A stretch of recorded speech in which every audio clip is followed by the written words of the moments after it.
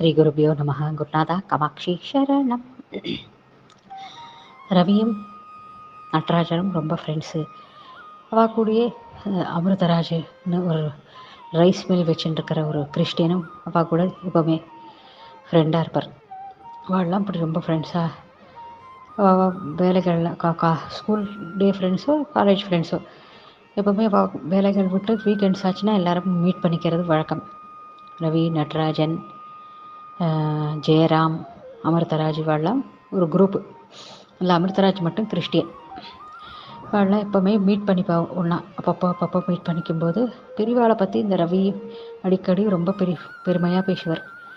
பேசும்போதெல்லாம் அந்த அமிர்தராஜுக்கு கொஞ்சம் அப்படியே எரி, என்னையா எப்போ பாரு சாமியாரை பற்றி பேசிகிட்டு இருக்க அப்படின்னு சொல்லுவார். கிண்டல் தோணிக்குமாம் அவரோட குரலில்.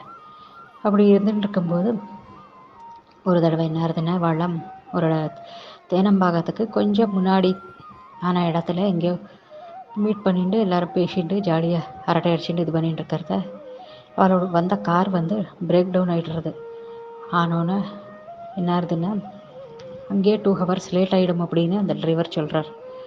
சொன்னோன்னே என்ன ஆகுது, ரவி சொல்கிறார், இங்கே பக்கத்தில் தான் தேனம்பாக்கம் இருக்குது, வாங்க போய் பெரியவா தரிசனம் பண்ணிட்டு வரோம். பெரியவா இங்கே இருக்கா, தேனம்பாக்கத்தில் இருக்கா, எனக்கு தெரியும், நான் போய் தரிசனம் பண்ணிக்க போகிறேன், நீங்கள் எல்லாம் வரதா இருந்தால் வாங்க, இல்லைன்னா உங்கள் இஷ்டம்னு நடராஜன் உடனே நானும் வரேன்.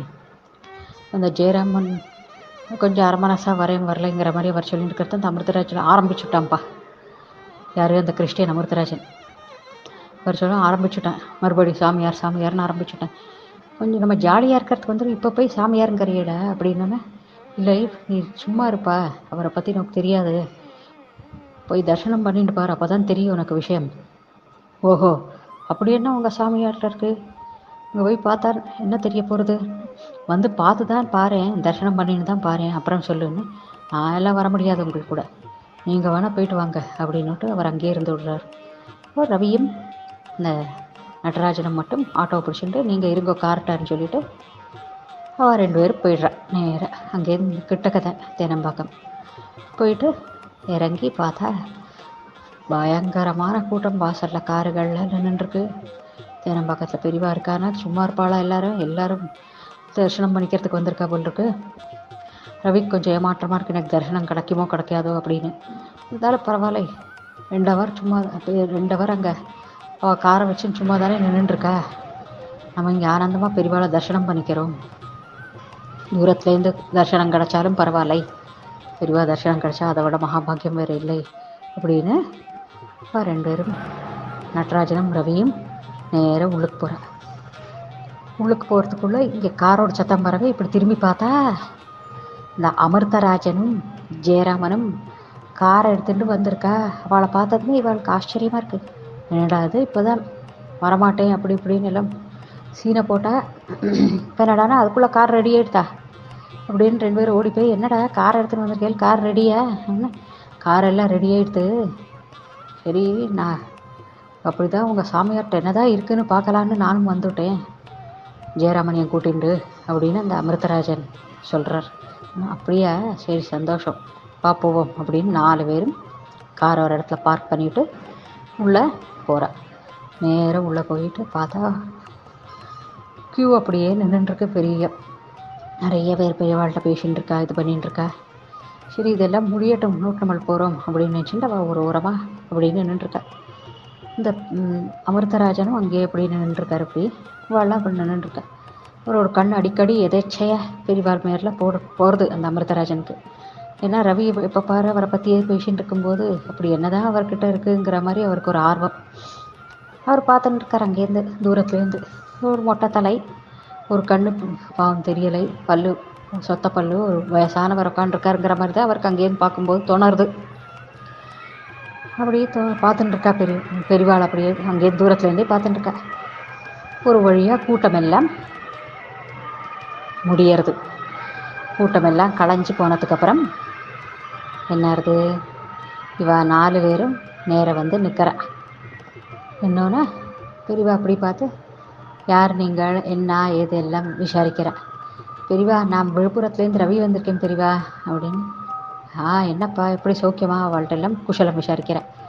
ரவிகிட்ட நடராஜன்ட்ட எல்லாம் அப்புறம் இவர் யாருன்னு, இவர் ஜெயராமன் பெரியவா, இவர் வந்து இந்த மாதிரி இதில் வேலை பண்ணிகிட்ருக்கார்.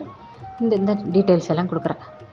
லாஸ்ட்டு நம்ம அமிர்தராஜ், அவர் வந்து பெரியவா அங்கேயே நின்றுட்டுருக்கார்.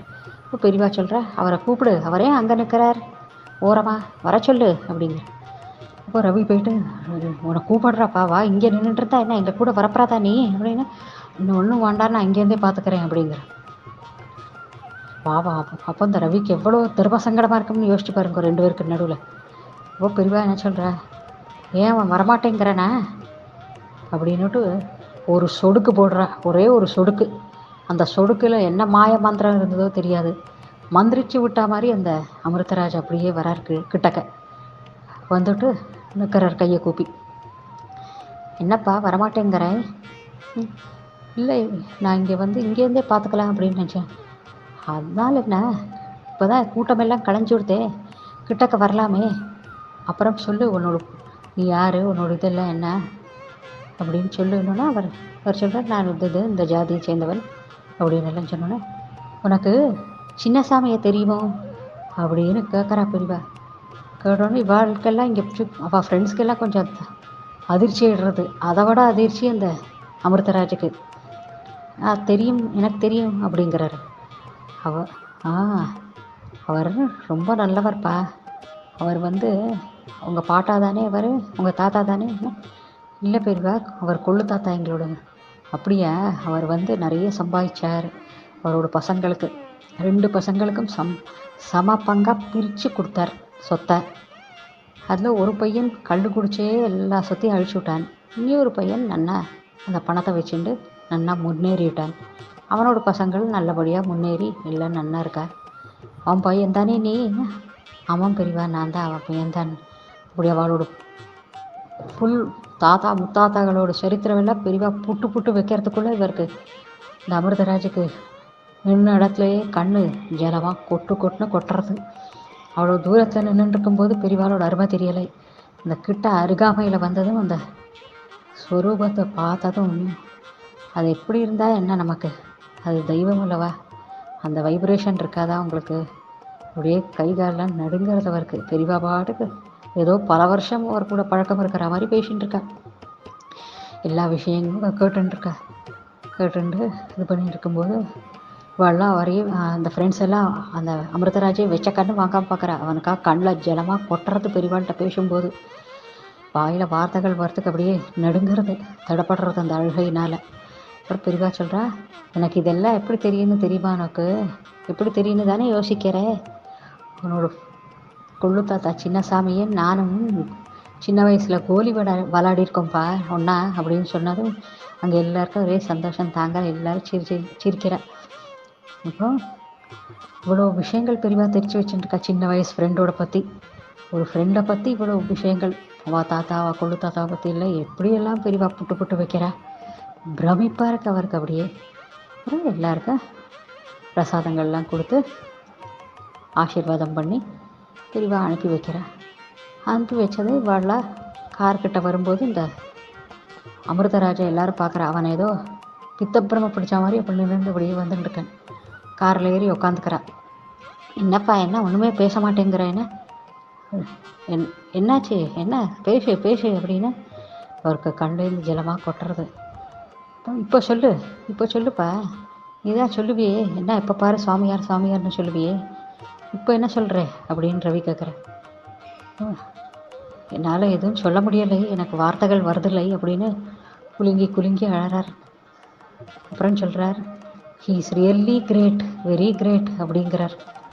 அதை கேட்டதும் வாழ்க்கை எல்லாருக்கும் ஒருத்தர் இவாள்லாம் அர்த்த புஷ்டியோடு பார்த்து சிரிச்சுக்கிறேன். அந்த மகான்கிட்ட போய் பார்த்து விட்டு நேரில் பார்த்து தரிசனம் பண்ணிட்டு விட்டு அதுக்கப்புறம் நம்மளுக்கு திரும்பி வரும்போது அந்த பழைய வெறுப்பு இருக்குமா? அப்படியே வெறுப்பு இருந்தாலும் அந்த மகான் வந்து அந்த வெறுப்பை எப்படியெல்லாம் போக்கிடுறார், எவ்வளோ சகஜமாக பழகிறார் நம்மள்கிட்ட, எப்படியெல்லாம் பெரியவாளை கிண்டல் பண்ணியிருப்பார் அவர். ஆனால் கிட்டக்க போய் எத்தனை சகஜமாக பேசினா பெரியவா அவர்கிட்ட. ஏதோ 10 வருஷம் பழகினா ஃப்ரெண்டு மாதிரிலவா பேசினா பெரியவா. எப்பேற்பட்ட கருணாமூர்த்தி. அதனால்தான் அவருக்கு அப்படி கண்ணில் ஜலம் கொட்டியிருக்கு. நம்மளை இவ்வளோ கிண்டல் பண்ணிவிடும் இந்த மகான் நம்மளை பார்த்து இப்படி பேசுகிறாரே, இதுவல்லவோ தெய்வம் அப்படின்னு அவருக்கு மனம் உருகி போய் வார்த்தைகள் வள்ளம் கேட்கும்போது வார்த்தைகளே வருதில்லை அவருக்கு. அந்த வைப்ரேஷன் அப்பவும் அப்படியே இருந்திருக்கு அவருக்குள்ள. இதுதான் பெரிவா.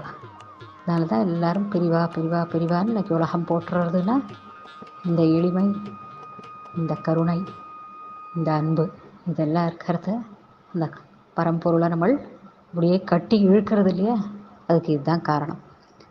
இந்த பதிவு தான் நான் அன்னைக்கு ஷேர் பண்ண விரும்பினேன். குருநாதா காமாட்சி சரணம்.